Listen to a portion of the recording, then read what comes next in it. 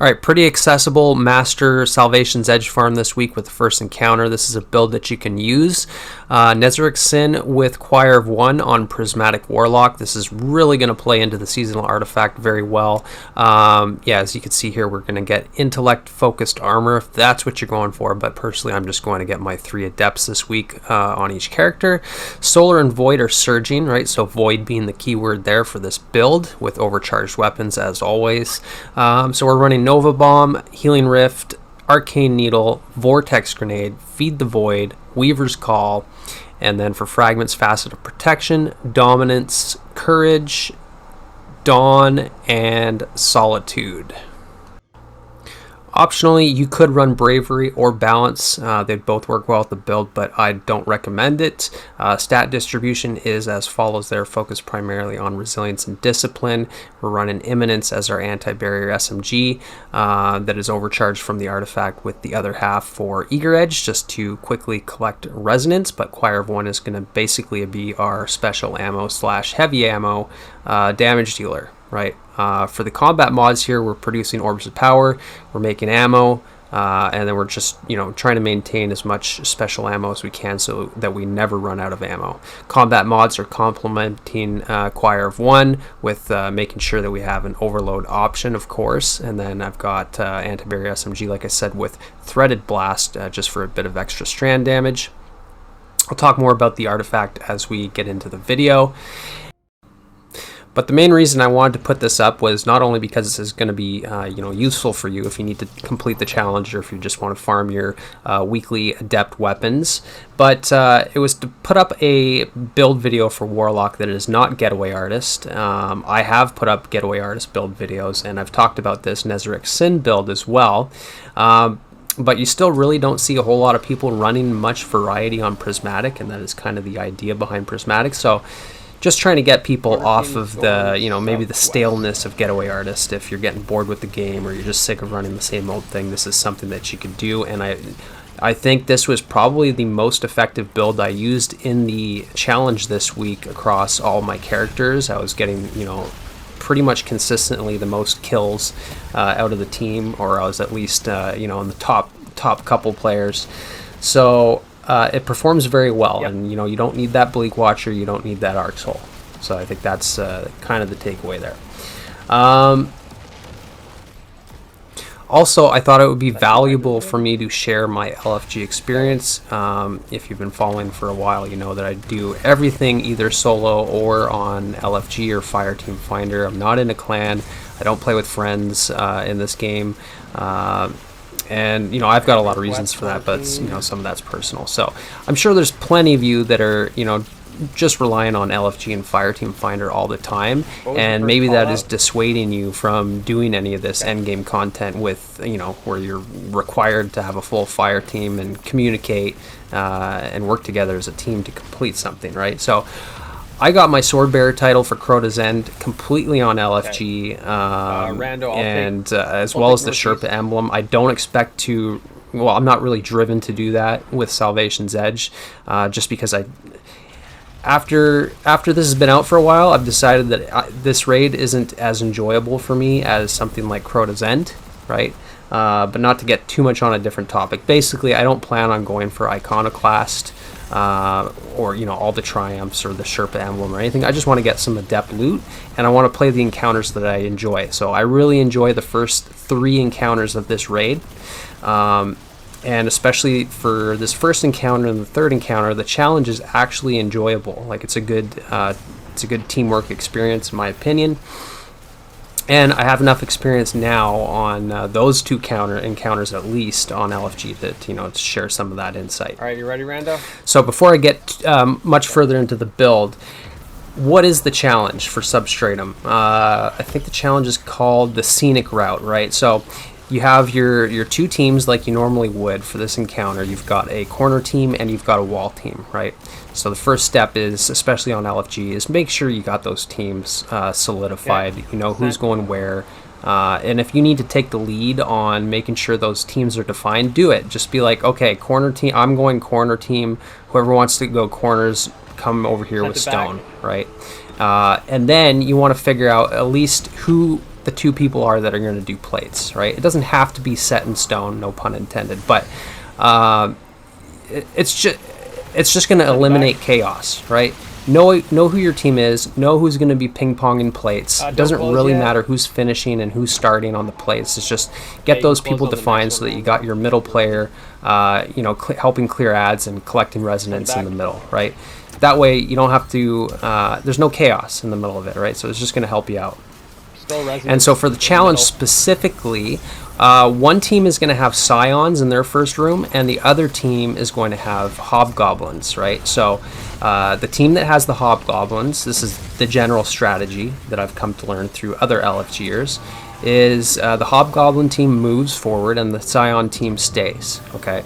And the reason for that is that the team with the scions, if they stay where they're at, right? Because the challenge is to skip the first overload and only kill the second overload. So the team with the scion needs to stay in their room so that they can just contain the Hydra spawns, right?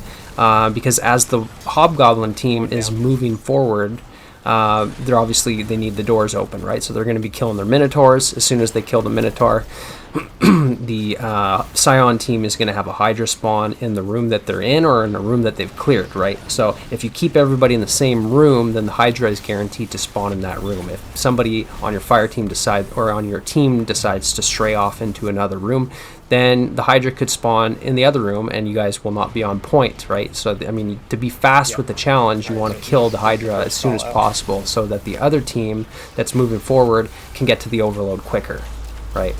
And then obviously once you kill 2 Hydras, so if you're in the team that's staying, if you're on the Scion team, you kill your 2 Hydras, then you go straight out to middle so that you can prepare to kill the Tormentor very fast, right? Ideally without missing your Nova Bomb.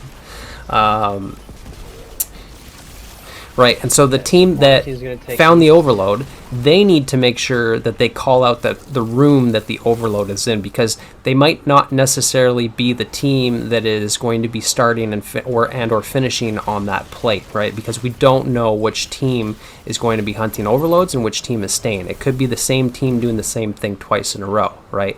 So to eliminate confusion, just make sure that whoever gets the overload, they call out the room. So if you do the compass cardinal call outs, like the spawn room where the flag is would be south, and then north. So you just go from there, right?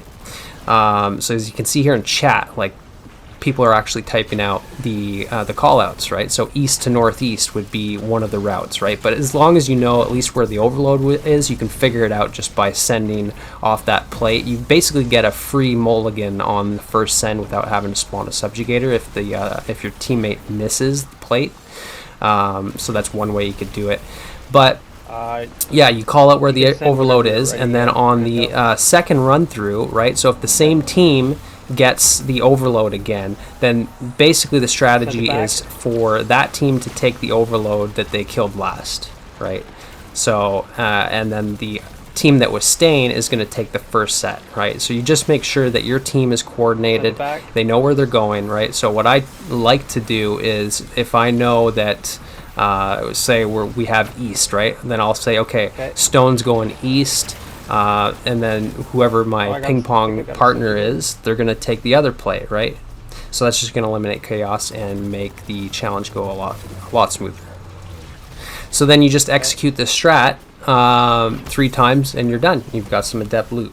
Right, and so you may be hesitant to do this as well because maybe you're antisocial, and which I am, by the way, and you might be shy, but really, like, if you just take the initiative on trying to be communicative, it's really not going to be a toxic experience in my experience. If anything, it's just going to make the experience that much better. People are going to open up. They're going to be much more informative and willing to help out, because nobody knows everything. Even the people that think they know everything, they'll be humbled pretty quickly when they start to have to explain things, right?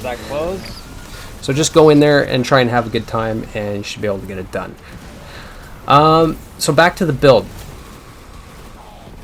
Right, so as far as the build goes here, right, we're using Nezarec Sin because that's going to allow us to have a ton of ability spam, right? It doesn't matter what abilities you're using, as long as you're getting void kills, then obviously you're going to get you're going to get more ability regeneration, right, including your super. Still, so it is useful to use void abilities as well, because that feeds right back into your void kills equals abilities. But because we're on Transcendent, we also need to do dark damage so that we can build up our Transcendence. And ideally, we want to do this passively as much as possible, so that we, so that we can make sure that we're, by and large, on our void weapons getting void kills, right, to feed Nezrex. So Choir of One is doing that actively, right? I've got destabilizing rounds on my Choir of One. I just threw it on there to basically test it out. I wasn't sure how well it was going to perform, but with the Wyvern Blast, like, it's absolutely nuts. I mean, you just shoot one Wyvern Blast into a spawning group of adds, and it's just going to basically chain react and kill the entire spawn. Like, it is, destabilizing rounds on a special weapon is a whole nother beast compared to primary weapons, so I would definitely recommend it for ad clear. And I mean, what else are you going to choose anyways? There's just Subsistence. So far, that's all we've got. And Subsistence isn't really going to feel like it does a whole lot as far as reloading the mag, especially when you got the seasonal artifact mods that are already reloading the mag for you. And I'm also running like an auto-loading holster mod on my legs.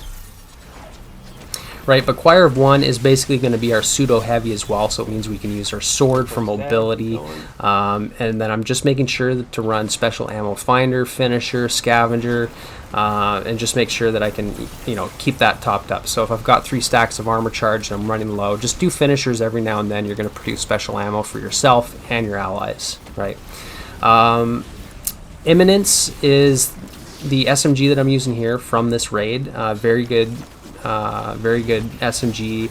Anti-barrier on any weapon is always good. I think it is the best anti-champion mod to have on any weapon, generally speaking, because it pierces all shields, whether there's barriers or not. It also gives you that 25% surge from the overcharged weapons modifier. This is a lightweight SMG, which means you get additional mobility stats, right? So this is even better for movement. And then you can also put hatchling on this thing, which I have a hatchling roll, but I don't know why I didn't run it. But it would be very good for helping out with that passive dark damage. And it's also good for shooting the nodes. Like if you're on the closing plate, it's really good at just shooting that node quickly, and then you can close your plate, right? If you run out of weapon with a special ammo weapon, or you don't want to reload, sometimes it could be tricky. So having a good fast firing primary is good for this type of mechanic. The other half, like I said, good for movement. It's also good for, why is movement important in the first place? Because you're on a timer, and if you're on plate duty, you need to collect resonance in between ping-ponging the plate. So having Eager Edge is pretty invaluable there, right? And you can also use it as an overload option with Overload Sword. It's also good for just doing damage to the Subjugator if you need to, but basically I just used it to move around very fast. The seasonal artifact mods here, so we've got like Choir of One is getting Overload, which means that it's overcharged, so you're getting 25% more damage from, it's Void Surge as well. So no matter what, you're getting 25%, but you're also overloading enemies, including champions, which means you're getting essentially damage resistance from them. You're getting damage resistance from the mod that as you do sustained damage, you just get resist times 3, I think, which I don't know how much that is, but it's a lot. And you also reload your Choir of One as you do damage from the other artifact mod. Then you're getting extra damage to weaken targets, because you're always weakening targets thanks to your weakening grenades and expanding abyss, right? And you're getting overshields from killing those weakened targets for additional survivability. So there's a lot that feeds into Nezrex and Void builds in general, and the Choir of One.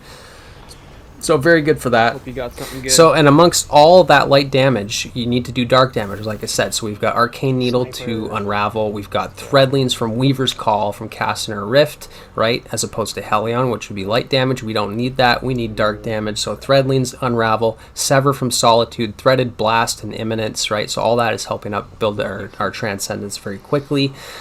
Feed the Void is obviously, increasing our survivability, our grenade spam, our ability spam. And given our Vortex Grenade spam abilities, we're obviously using Dominance for weaken, Courage to increase those Vortex Grenades damage from, Unraveling and applying Darkness debuffs, and then Facet of Dawn because we've got 3 Arcane Needles. so that's a lot of radiant. So that's it for the build. Enjoy your adept weapons, and I will see you in the next one. Take care.